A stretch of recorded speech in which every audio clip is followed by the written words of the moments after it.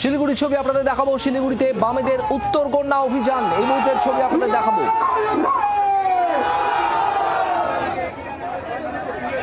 আমাদের এখানে কংগ্রেসের কাছে অনুরোধ করবো, এখানেই বসে পড়ুন যতক্ষণ না পর্যন্ত আমাদের উত্তর কন্যায় কথা বলার সুযোগ না দেবে।